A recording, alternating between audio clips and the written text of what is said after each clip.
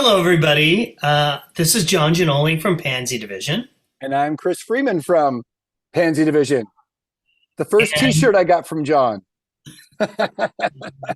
we are here to celebrate the 30th anniversary of the release of Pansy Division's first album, Undressed, which came out in February of 1993.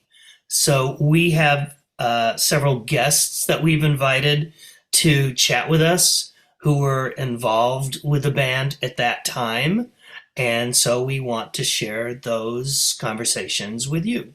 Oh, it's going to be really fun. So the first one I think is Alex Fazekas-Paul. So Yes. here he is. And we have with us Alex Fazekas-Paul, who was a friend of ours and volunteered without being prodded to be the cover model for our first album cover. And Alex even said, "And I'll pose naked if you want." So we're like, "Hey, Alex, let's do that." So welcome, Alex. Thank you for inviting me. So in 1989, I moved to San Francisco with my partner, Russ. We were living in Long Beach at the time. I met you in that first year I moved to San Francisco, fresh, young, queer off the boat or the bus. Off the I-5. Yes. I moved to San Francisco in 1989 also, so we got there at the same time. But I didn't meet you immediately. You must have come maybe to a party we were having because we would occasionally throw these parties, and I think myself and or Jennifer would make these flyers and hand a few of them out at certain things like Club Chaos or such, and we'd give them to people who we thought were cool, and it's like, oh, we're gonna have a party. So Uh-huh. I'm thinking it must have been one of those.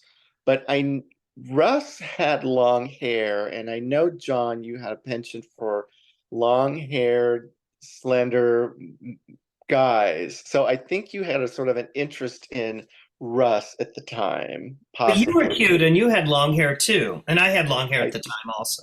I think we had this connection. We both love music. You were a musician as well as, working for Rough Trade and having an extensive background. And we had a lot of similar tastes in music, as Yeah. well as like kind of exposing each other to things that the other hadn't really considered listening to. I started getting Pansy Division together, and I didn't have musician friends in San Francisco. And I also was very leery about trying to form a band with people who weren't totally on board with what I was doing. I wanted people who would be very specific. So when I first started doing Pansy Division, I was for a few months just playing solo with my electric guitar. And then one of the first times I did that, a couple guys said, "Can we go dance for you?" I didn't even have a drummer, but it was fun. And they were like, "You need more people on stage." So what I'm trying to remember is, did I ask you to go dance or did you volunteer? I think you must have just asked me, which is kind of interesting because, interestingly, I always considered myself more of an introvert. So I think it was sort of one of these things I was challenging myself out of my comfort zone, like, oh, I'm up here, Yeah. go dancing because you're exposed. Again, being what I would have considered myself an introvert, it was really quite interesting. But I was young, and maybe it was a way for me to meet cute guys. Who knows? So you were kind of like the Pansy Division muse for a brief period because you were on the front cover of our first single. You're on the front cover of our first album, Naked, and then you were also on the back cover of our third single. And your name is on the album. You're Yeah. credited as being the cover model. So even though you say you were introverted, you were bolder than I was. I was willing to get on stage and sing about whatever I wanted and not censor myself. But I did not appear on the stage unclothed. I was very happy when you volunteered to do that for the cover because I thought it's the kind of image that I wanted to have, but that I didn't want to put out there myself. But what was wonderful is at that time, we looked enough alike, given that we had the same hair. We were both totally skinny back then. And you were a little taller than me. But when that first album came out, people thought it was me. And I'm like, oh, bless you. Bless you. I'm not quite that cute. So thank you. What I loved about the album is I felt like I was writing songs and that the band was saying things that we had been wanting to hear forever, ever since we came out, ever since we were aware of our sexualities. And then we were putting out a record that we thought was really uncensored. So to have a naked guy on the album cover, to me, really was a good combination of art and packaging.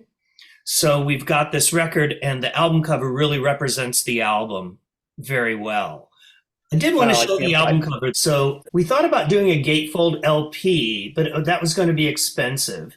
So instead, we just had the full gatefold version on the CD booklet. Strategically lined up. You can see that. Very Well, strategically lined up yes, I from could there. see that. Yeah. I have to just interject something. That shot right there on the back cover has gotten us in a lot of trouble. I remember we had to like slice open the plastic and use whiteout over your private parts to send them to Japan. Yeah.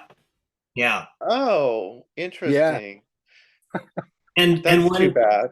when Lookout Records had the record manufactured, it came out on LP, CD, and cassette.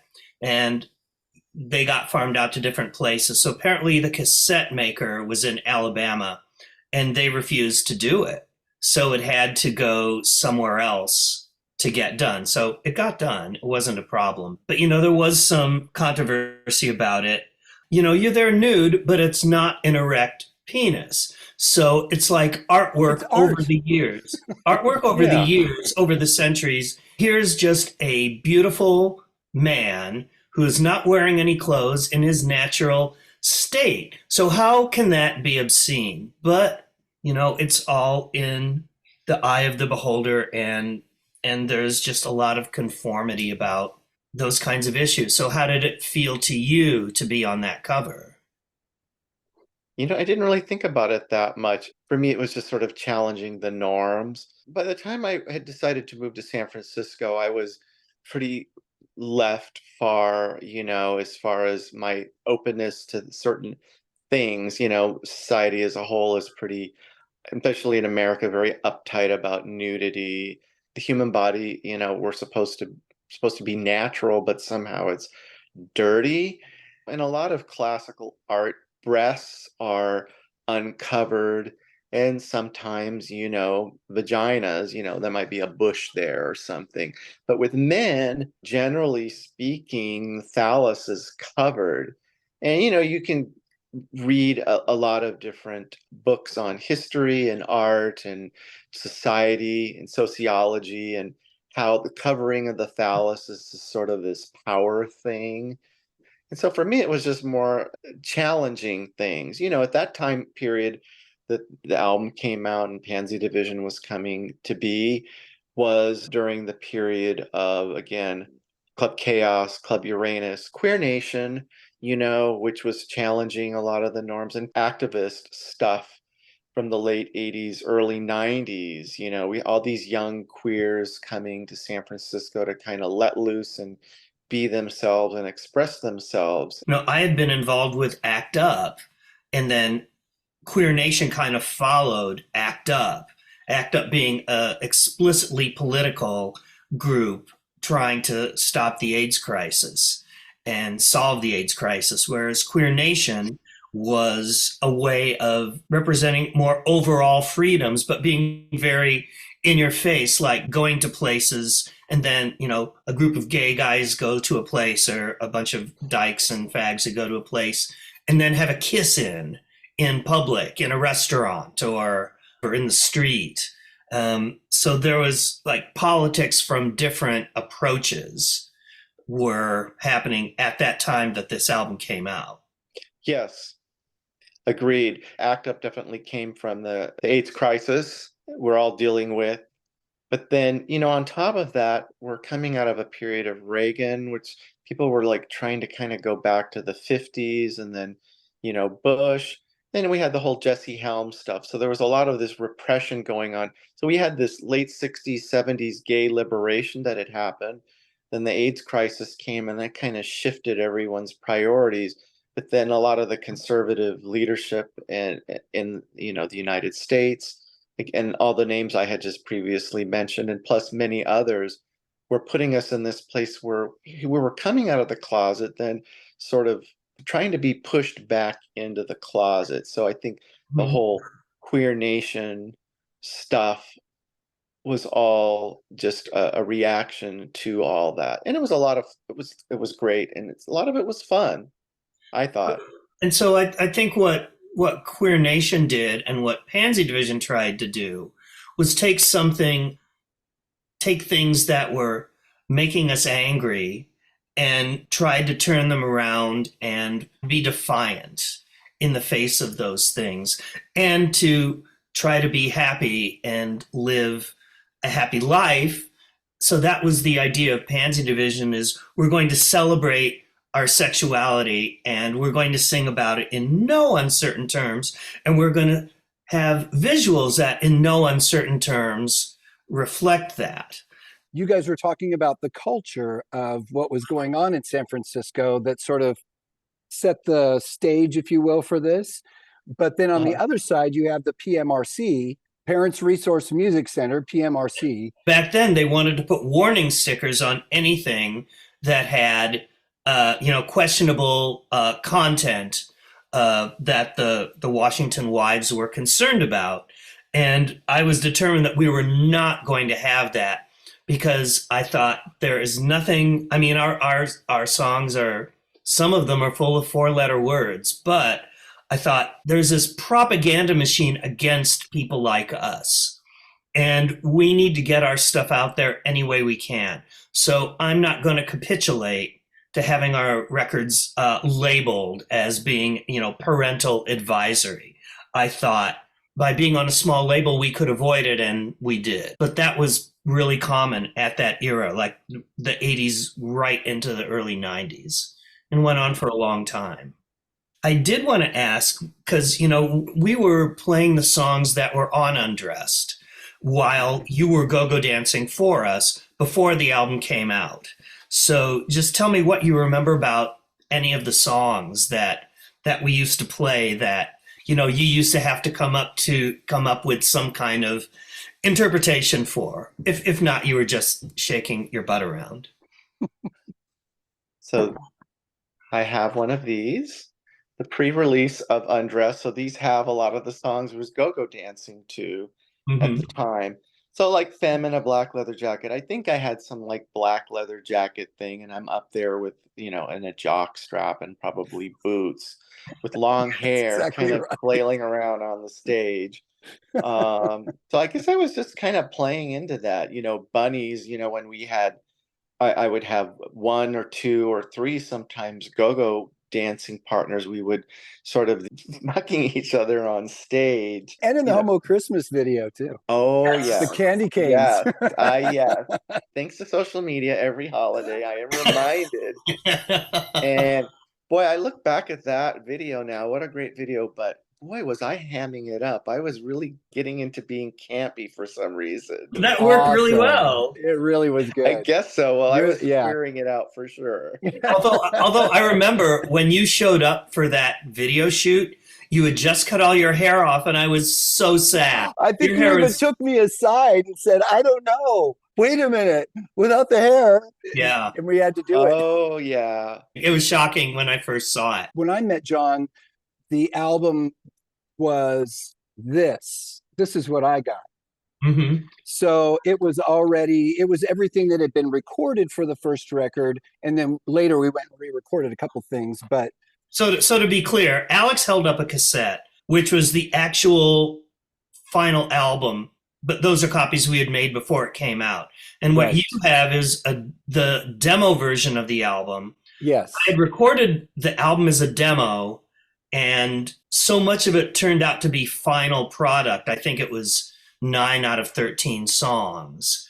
That is what ended up being released officially. But yeah, so Undressed had a gestation period The early versions did get sold as cassettes in San Francisco Yeah. before the official version came out. I was working at Wells Fargo at the time, so I would buy these in bulk, and I was doing the duping in my my But office at Wells Fargo. you buy the blank tapes. I bought the blank tapes, and then In bulk. I had a dubbing bay, and I would just dub them while I was working. And then we'd sell them to what, like Different Light carried them, Street There's Light, a maybe gay even book. Reckless I think even had them. There's a gay bookstore on Castro Street then called A Different Light that was like a community hub. And then we sold them to Streetlight Records also in the Castro around the corner. So I think we sold like about 250 of them before, we had an official thing to sell. And I think most of those sales came at A Different Light. I think so too. The thing that I remember was asking John, okay, so why punk? And why the uplifting side of punk? Because there are, there's the dark side, the more aggressive side of punk, and then there's the more fun, giddy kind of stuff that I actually like better. So my question was not an attack; it was more like, why? How did you get to this? Mm-hmm. And I remember him saying, there's a lot of music, because there was a lot of musicians that were writing tragic music at the Yes. time. We were all going through tragedies. I lost a dozen friends. I've lost 5 boyfriends to AIDS. And John said, but that's not the soundtrack I want to make for this. I want to make the alternate soundtrack to give something else, some place to go. Not a reflection of what was going on that was bad, but let's reflect this part of what we're about, and let's amplify that. And punk was brash, so it was a brash music to accompany the brash attitude. I've been listening the last month over and over again to the Rosillos. Yes. They're not a very well-known band, but they were a Scottish punk band from Glasgow who were obsessed with the 1950s and sort of campy 60s music, the way the B-52s were, who came along a couple years later. But the Rosillos were there at the dawn of punk and put out this one incredible album that is just pure fun from end to end. And I wanted to do something that would make people as happy as that album made me happy. They're not a queer band, but that was my reaction. I love punk rock, and who in punk rock was gay? Not too many people from that early era. So at least the ones that we knew about. I mean, right. not openly gay, but right. You would find out later on in time that many of them were gay or bisexual. It's important to remember, when I was claiming us as the first gay rock band, we weren't the first gay musicians, but I wanted a whole band of people who were going to be a gay band. And it took a while to get the 100% gay lineup. So after John and I first met, we would get together and hang out fairly often. We'd get together, we'd go on walks or go out to eat. And we'd have these long conversations. And I just remember, I don't remember exactly when you had expressed an interest in wanting to start Pansy Division.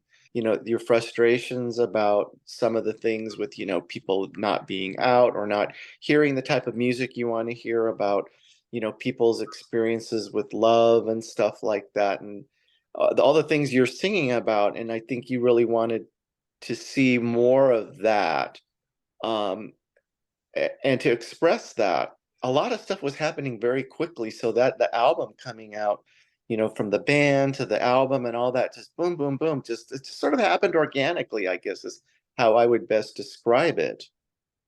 I was thrilled to be included in this endeavor, or whatever you want to call it, this creative project, and to be able to experience and participate in it. And then the go-go dancing too, and that was a lot of fun, and the silly string, and a lot of fun. And it's interesting too to think about how many shows we played in the early days of San Francisco with go-go dancers. And then we started going out of town and realizing, oh, it's a different thing when we're playing without go-go dancers, because we just couldn't bring go-go dancers out on tour with us. We couldn't afford to pay ourselves, really. So we couldn't really ask people to do that. And I think when we first started going out, we had the idea that maybe we could recruit people in different cities when we Yeah, I played think there, I remember that. and that didn't work. No. So when you were in the Go-Go Troupe, that was like the golden early era when we were purely a San Francisco band and had gotten pretty popular in San Francisco. And I thought our whole career might be being popular in like 6 cities with big gay populations, and that would be our achievement. But I was wrong about that, and that's part of the reason why we're still here to talk about the band still being together 30 years later. Again, I can't believe it's been 30 years. Right. Well, Alex, And and we want to thank, I don't know if John's probably already thanked you, but thank you for being this iconic album cover subject Yes, thank you forever so and much. ever. Yeah. well, it's my pleasure and it's an honor. I guess in a certain sense, I am, along with Pansy Division, a part of history, Mhm. queer history, Yeah. exposed for all to see. Thank you, Alex, so much. Thank you. I'll talk to you Okay. soon, Alex. Okay, Okay. talk to you guys later. Right. Thank you.